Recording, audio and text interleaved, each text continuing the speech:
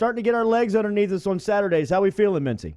I'm feeling good. 3 straight 4 in 2 weeks, and I remember 3 weeks ago when T-Bob and I got on here and I said, there's no reason to freak out about anything. It's a long year, and 3 straight winning weeks, and I'm ready to keep it rolling this week. That's right, nerds. Listen to our guy Mintz. He knows what he's doing. He is a pro in this realm. How about that 13.5 last Saturday night in Tiger Stadium? Oh man, had them all the way. Especially when they called back the interception on the kind of bogus call. Yeah. I couldn't believe LSU got the stops on the 4 downs in a row after that, man. That was great. What a cover, and also just what an atmosphere in Death Valley. Yeah. LSU, just no field goals at all. I mean, what was it, 48 plays, over 500 yards, perfect run-pass balance. I mean, just phenomenal. It was, in my opinion, it was the greatest offensive performance you've ever seen out of an LSU team. When you combine the stats with the context of the opponent, it was unreal. 4-2 last weekend, Mintzy. How we feeling going into this one? We're feeling good. We're 22-19 on the overall season now. 4-2, 3 weeks in a row. And it's funny that perfect lead-in with Florida, because that's going to be where we start here. Will Muschamp has a chance to get statues erected on South Carolina's campus. He beats Georgia and Florida back-to-back here. Florida's a 5-point favorite. It's an 11 a.m. game. I don't have a big opinion necessarily on the Florida by 5, but I do have an opinion. I think we're going to have a lot of punts in this 11 a.m. game. I like under 48. I think Muschamp will have his defense fired up to play Florida. I don't think either team really pushes the tempo too much. And even though Florida played a higher scoring game against LSU, I think that has a lot more to do with LSU's offense than anything else. So I like under 48, Florida, South Carolina. I think it's going to be a lot of fun. Love it. Second play. We're gonna second play. We're gonna go ahead and move on. This is actually Jimmy Ott, the Ott father, was talking about this one. This is he follows the same trend I follow. It's kind of getting out where unranked teams, when they're favored over ranked teams, have been covered like 80-85% last couple of years, and there's one game like that this week. It's the Oklahoma State Cowboys hosting an undefeated, but bubble's about to burst on the Baylor Bears situation. I mean, they're a great story, and I get all that, but Stillwater's a tough place to play.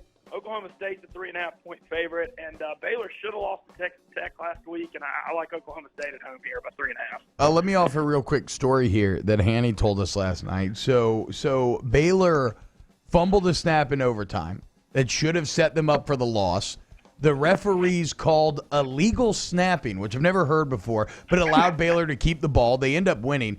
Baylor's AD, being an upstanding individual, came out after the game and said, we believe that to be an erroneous call. We're going to turn it in, just saying, we think we had a lucky break here. Sure enough, the conference confirms it was an erroneous call. They were wrong. And then they fined the Baylor AD $25,000 for criticizing the refs. So, as Greg Bowser said last night, no good deed goes unpunished. Yeesh. Yeah, crazy. It's a new era. It's a new era at Baylor with the integrity, I guess, coming back after the Art problem. Yeah, exactly right. Hey, I really like Matt Rule, though, Mintzy. Even if they lose this weekend. No, he almost got the New York Jets job last offseason. I think he's got an NFL future. Third play of the weekend, Mintz. Where we headed? Third play of the week. I was actually super impressed by the USC effort up in Notre Dame last week, and I thought that was a spot they might get blown out. And there's been a lot of smoke around USC's program. Lynn Swann leaving as AD, Clay Helton under some fire, but they're still playing hard for him. And USC's home road splits have been real big this year. I mean, big wins over Utah, Stanford, Fresno State at home, and I think they're just going to beat the hell out of a bad Arizona team. USC by 9.5.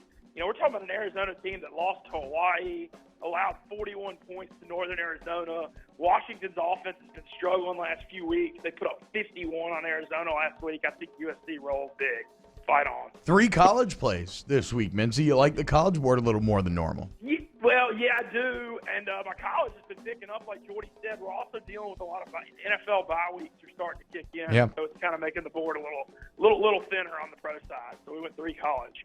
We'll go ahead and move on to Sunday now. And, we all kind of know where this thing's headed. The Miami Dolphins heading up to Buffalo. Here we go. We all know about the Bills under thing that we've been rocking every week. And, as I said on the show a couple weeks ago, until they start making these damn things 34, 35. How low is this number about to be with Miami and Buffalo? It's 40.5. Wow. Too high. Okay, yeah, it's still not hitting the 30s. No, it's still not hitting the 30s. I know the Dolphins are going with Fitzpatrick, which I prefer Rosen for unders, but does it really matter? That's the best shot I've ever heard of Josh Rosen. Well, Miami scored their first second-half touchdown of the year last week against the Redskins. Wow. So they score to get down by 1. They go for 2, and Kenyon Drake drops a bubble screen with 5 seconds left. I think he dropped it on purpose. Yeah, right. That's a thought. Mintz, I will say this. Fitzmagic against his old team. Now, granted, that probably applies to like 16 teams in the league, but Fitzmagic against his old team, I'm a little worried here. I'm going to ride with you, but I'm a little worried. Well, look, my thing is we saw Fitzmagic get hot last year, and Mike Evans, Deshaun Jackson, Adam Humphries, and O.J. Howard aren't on this team. Yeah. So I think that's got a lot to do with it. So I'm taking the Bills under 40.5. Like I said, until it gets to 35, I'm going to take that Bills under almost every week. And how about, by the way, the Buffalo Bills and Trey White, second best record in the AFC at 4-1. Yeah. Wow. Yeah, man. And played New England as good as anybody. Yeah, Bills Mafia's loving this year for sure. Fifth play of the weekend.